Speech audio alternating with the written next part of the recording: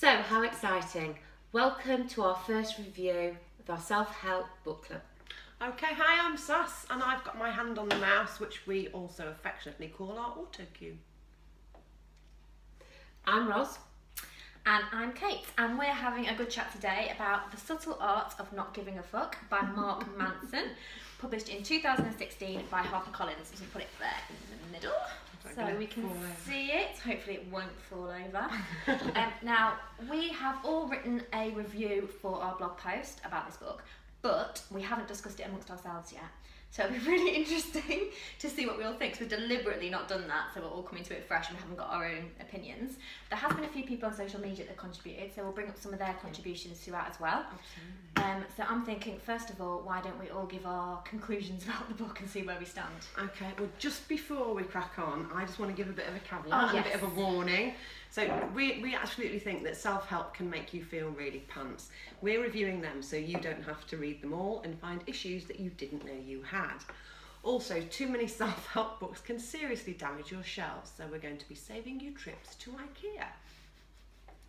Or any other reputable furniture store. That's not blue and yellow. Okay, so let's crack on. So, what did we think? Roz, what do you think? Well, the title and the colour is a bit like, oh, right, okay. So for me, I don't like saying the word fuck, so I kept saying fook.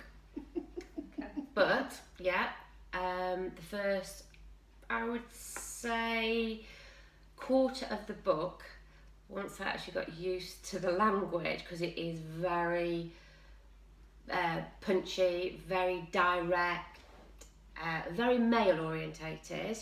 But once I got over that, I actually really, really enjoyed it. And the language is quite masculine, isn't it? Very masculine. Yeah. But if you can get over that and not get too wound up about it is a bloke writing it, the message for me, I thought was brilliant. Loved it. So I listened to the audiobook, and I have a 7-month-old daughter, obviously, as you know. That was a little bit weird. Not like, Effing blinded. Not like she doesn't hear that from us. Yeah, she does listen to us and me, so probably fine, but it's kind of weird when it's coming from somebody else. But I thought it kind of tailed off throughout the book. Like, I felt that the swearing kind of... It is exactly after the first quarter. Yeah, it really went for it hard. I thought it was a bit gimmicky, really. Like, he felt like he had to get it in every 5 minutes. I thought it was a male shock treatment. Yeah, that's what I mean. Like see if you can get gimmick. past it. Yeah, like a bit like kind of, you know, this is the title of the book. I felt the title itself was a bit of a gimmick because I don't know what you guys think, but I don't think this book is a subtle art of not giving one. It's the subtle art of choosing what to give one about. Absolutely. Yeah. That's what it is. It's not about not giving something about anything. It's about being very definite about your choices. I think it's really interesting because for me, as you all know, I'm not averse to the odd fuck, shit or bollocks. Just those specific. Absolutely. That's just a few. We'll draw the line at some. And on Facebook, I won't name any names, but it was mentioned exactly the same thing. That actually it's like F to start off with, and you've just kind of drawn a blind ear to that or eye to that, and then it stops. And it's doesn't really stop. not part of the book at all. Yeah. But the thing for me is that I struggle to recommend it to people because I'm just never quite sure if you're going to offend them or not. Because some people just don't do swearing, and that's okay. Yeah. But for me, that's really sad because actually, I quite like the premise of the book. I think it's because it's written. The word fuck is written. I mean, how many times do you spend your day go, fucking hell, or you swear at something you don't actually register Many times a day! Because it's in print and you are trying to read it as a serious context, I think it's more shocking.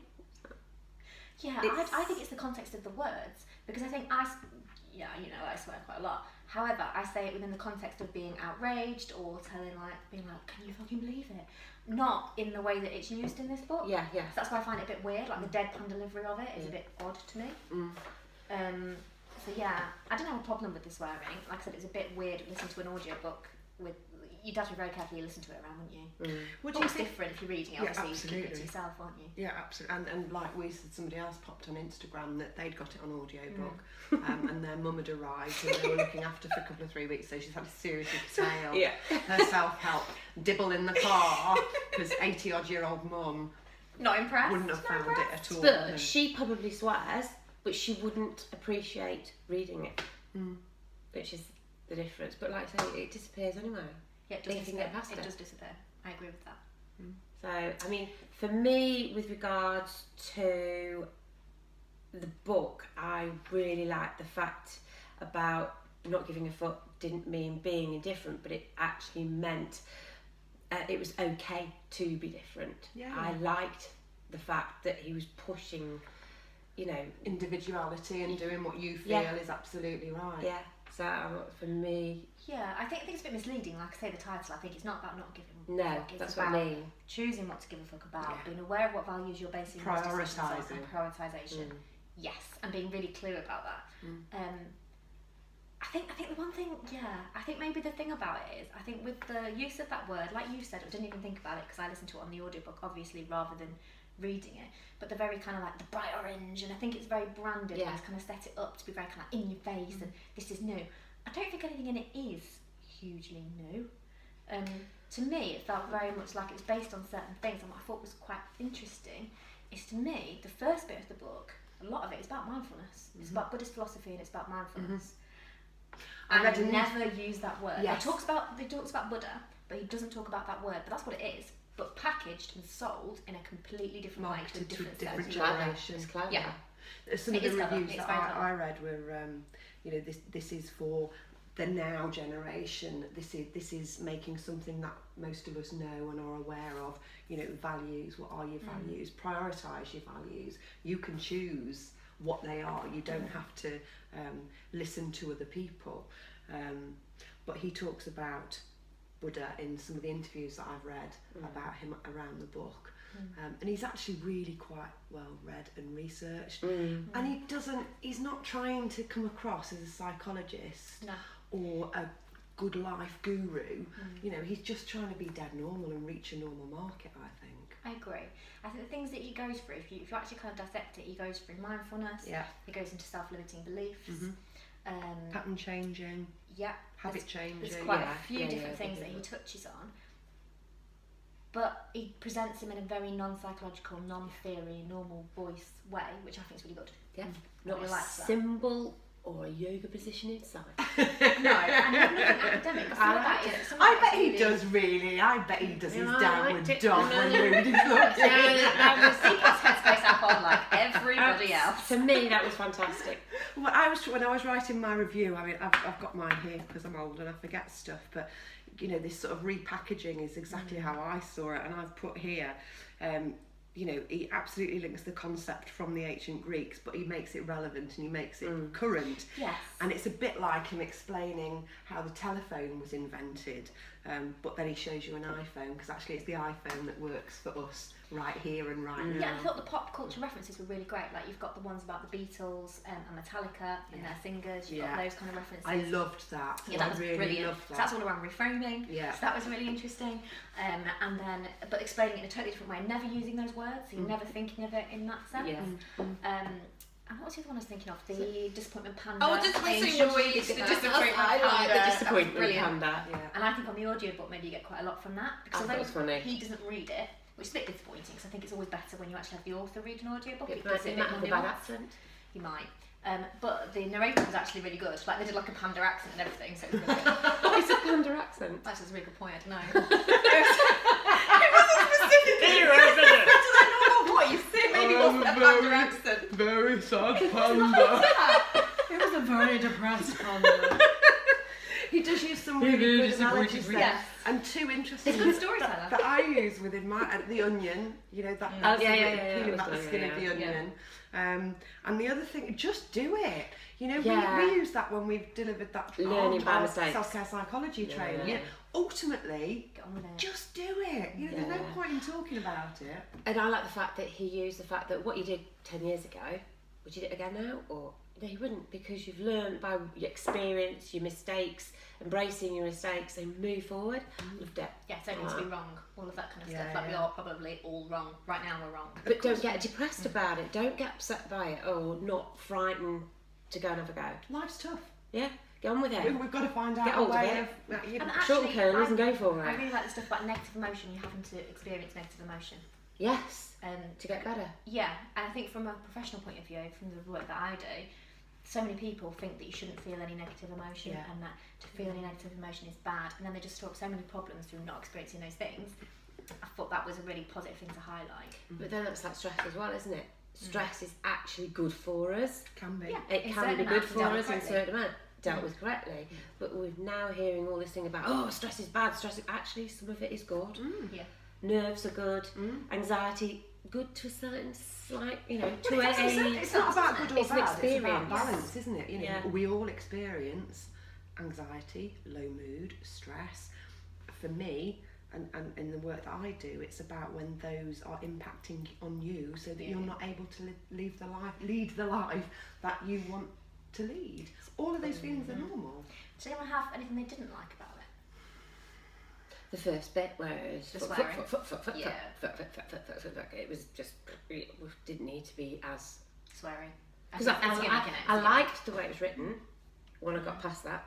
I enjoyed If it. I want to get and- really picky, I thought the paper was a bit cheap. Shitty paper. Yes, but it's black print though. I like the black print. No pictures, you know. But I liked that was I a get- book. absolutely. It was a Yeah. reading bit. It Yeah, wasn't absolutely. a coffee table book, I was am it? queen of pickiness, but I did have Go on then. Surprising, surprising. What didn't you like? I didn't like that. I think this is a brilliant book for people who are a bit sort of like chronically dissatisfied, disappointed, not sure what they're doing. I don't think it's a great book for somebody who is Struggling. got a genuine mental health illness. Right. Does that make sense? Yeah, So yeah, when okay. people talk about mental health issues, it's a bit wishy-washy, isn't it? What does that mean? Telling I to pull think, your socks up is not helpful. Or and that is what bad. that's doing. Yeah, and I think agreed. it talks a lot about personal responsibility, but with no caveats.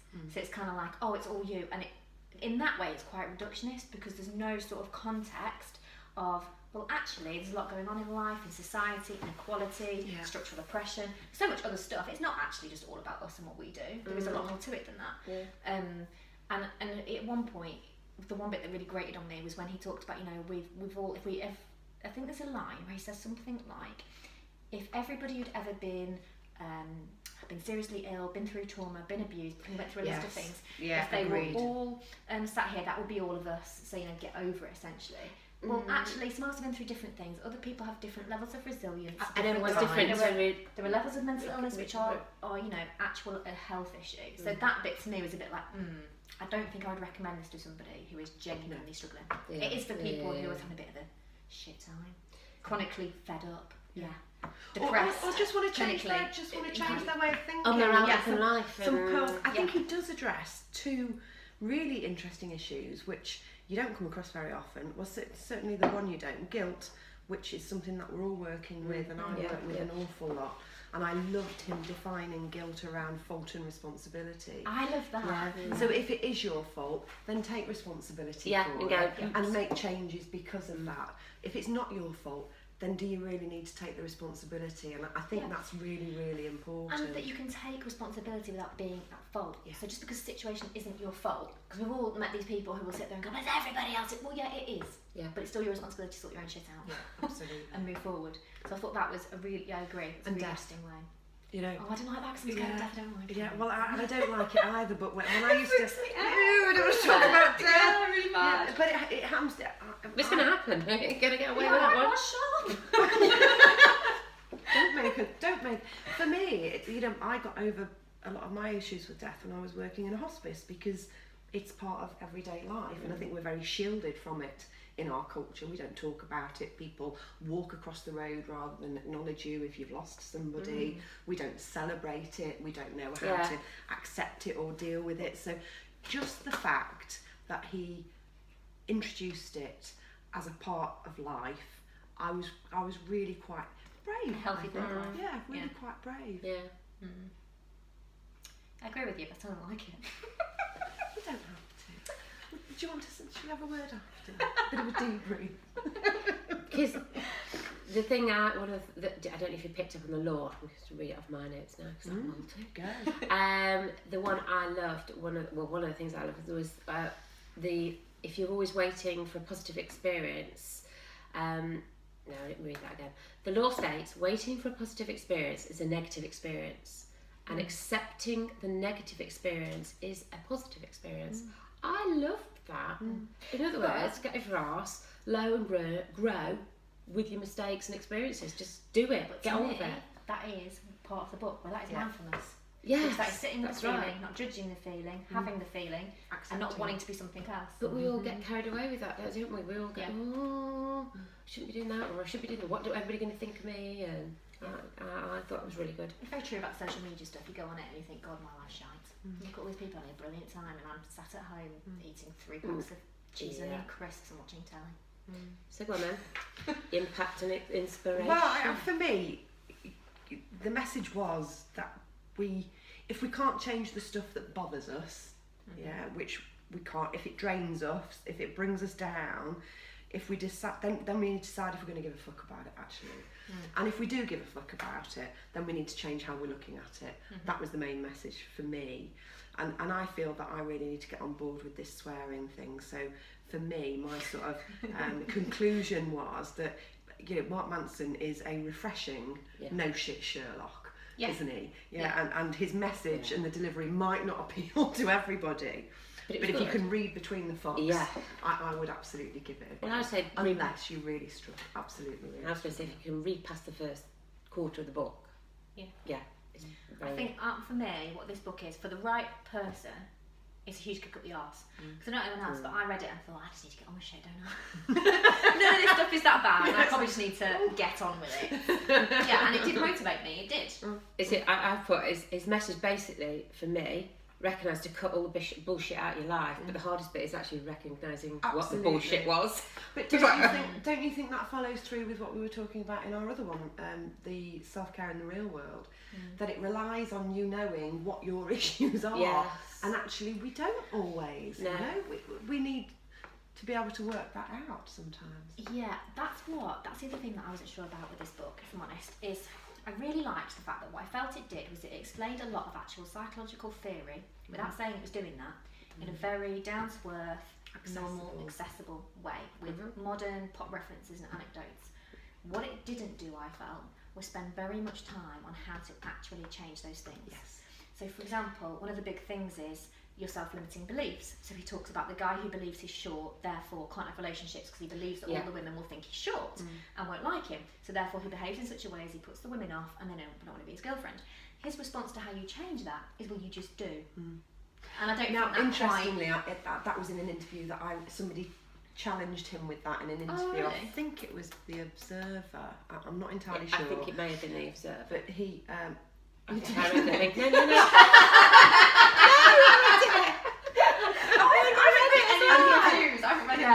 What he basically said was, absolutely. He said what it's light on is actionable targets. He said, but I'm not the bloke to do that.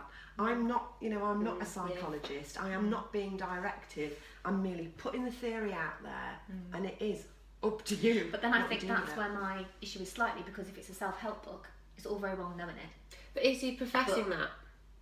I think if you put a self-help book out there, you expect it to help you.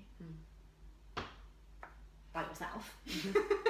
I don't know. I really like it. It's about I really change, like isn't it. it? But I think it's got a place, hasn't it? And I don't think it gives you an actionable. Yeah. It does motivate you because it made me want to do stuff. But I think if you've got those sort of the kind of deep set issues that he talks about, I'm not sure. And this is not the place to do it. This is not the mechanism that you need. You really, when you are low and when you are anxious. Even if you're not really low, if you, for example, have a very strong self-limiting belief of some kind, I don't know, like, I literally can't think of one right now. Like, for example, if I was at school and I believed that I definitely couldn't pass exams, and therefore was never going to pass them because I wasn't going to revise because I believed that I couldn't do it, which is essentially what he was saying, like with the short guy. I don't know, from reading that book, I might recognise I was doing it. It's possible, but again, I'm not sure that I would. But also, what would I do about that? Because he says just change your mind. And I'm not sure that it's as easy as that. No, if something's deep Of rooted, course it's not. you don't just go, oh, yes, all right then, I'll change. But then, I know what you're saying on that side, but he's actually making people question Yeah, how absolutely. you're doing it. Yeah. So what I'm hearing us say is that the wisdom is there, the theory is there, presented in a really far good more way. accessible way, which is all he purports to do. But actually, if you want to go forward and make those changes you need a place Another to be book. able to recognise them and then to decide how and some support to make those changes. Yes. That's what To we're personally saying. apply isn't it, you might need more. So it goes so far. Yes. Yeah. Yeah. But obviously it's But not going to go Like all the me, way. because you know what I'm like with my symbols and candles, I can't stand them. I Made thought that was really refreshing and good. His presentation was great, wasn't it? Well, Yeah. Really, So really what are our scores on okay, the doors? so are we starting with me? Okay, so look and feel, I gave it a 6 out of 10. I actually like the design on the front. I think there's a great strategically placed ink blot, which I guess, it's not hiding a multitude of sins, really, is it? It was dictated by the publisher. Yes, but I guess what it's doing is protecting little eyes in bookshelves, and that's possibly all it does. But I gave look and feel, sorry, crappy paper, 6 out of 10. Readability, I thought it was really quite okay. Yeah. You would need to be in the right frame of mind to do And it. you have to get past the... You have to get past the fox. So what number do you let's, give it? let's put it out there. I've given it a 7 Yeah, out okay. of 10. And then impact inspiration, I've given it an 8 because, like we've just said, I think it takes you so far. It's not going to take you to a 9 and a 10. It's not potentially going to change your life forever. But I think there's enough in there to really start and change the way that you look at things. Yeah. Okay. So what have you I scored it? agreed with... I like the book, the colour, because I like orange. Love the title because it is... Well, it's racy, isn't it? Using the word fuck on the front of a cover. Liked it. I gave it a 7. For the readability, I gave it a 7 because reading that first quarter, I think it's just because I'm not used to reading fuck all the time. But after that, I liked it. I really, really enjoyed it. In fact, I was going, there's no fucks. Where's the fuck's gone? Where's the fox gone? Where's the fuck's gone? I was like, missing them. There's no more fucks in this bit. Where's it gone? Oh, right. I must have got bored of that word. What about impact? And for me, impact 8, because I loved it. Was punchy. It wasn't giving you the answers, but actually it made you go, actually stop dealing with the shit. I just realised, learn from it, really embrace sorry, it. that the research that I did suggests that it had sold over 1 million copies, but quite clearly on the front of this book it says he sold over 3 million copies. So But how did it put apologies so there? Shit ton of Is money. that a Apologies, reprint Mr. then? Manson. I've done you out of 2 million copy sales. I'm sure he hasn't actually. I'm sure he's fine. Right, so on look and feel, I obviously listened to it on an audiobook, so it's a slightly different way to look at it for me. I would actually give it a 9 out of 10 because I felt the narrator was really good. He was really, I think that is a bit of is a real be all and end all on an audiobook is how the narrator is, and he was very engaging. So I give that 9 out of 10. In his panda accent Disappointing. that doesn't exist. No, I went to Zoom. I spoke to the panda. It's not exactly like them. So there was that. In terms of What did you put for the first one? Sorry, 9 out of 10. Readability, again, I listened to it twice. Because I listened to it the first time, kind of read through it because I found it really interesting, and then listened to it again. So I think I've got to give that 9 out of 10. Because it was very readable, very listenable. I wouldn't listen to it twice. I have very limited time with a 7-month-old baby. I wouldn't have listened to it twice if I didn't want to. And third, impact. I think I'd go lower with the impact because I think, but that's maybe a personal thing because I felt a lot of the stuff was stuff I'd heard before, but just you read repackaged. lots. I haven't read any book.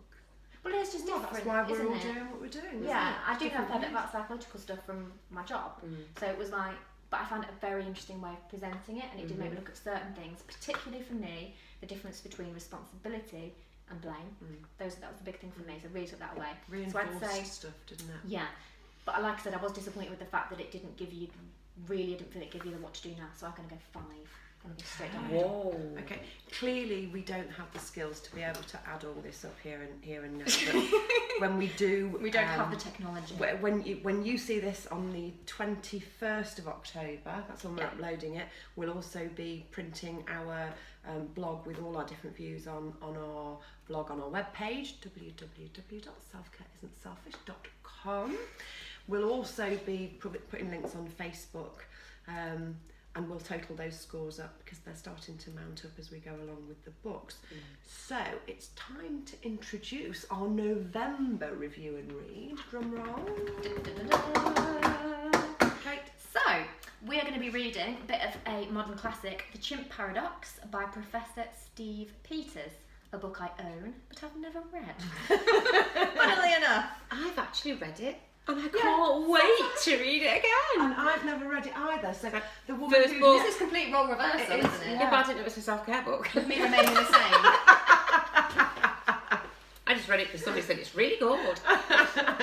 Okay, so we're going to leave it there. Don't forget that you can find and follow us on social media. The links are on the YouTube header. And please engage with us. We'd really like to hear what you think. We obviously have got all really different opinions, so it'd be really interesting to hear what other people have got to say.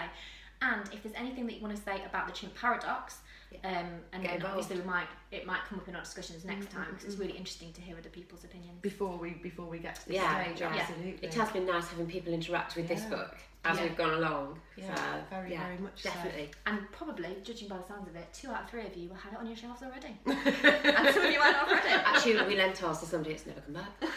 Ain't that always the case? Yeah, but never mind. Well, thank you very much. Yeah. And Bye. goodbye. Bye.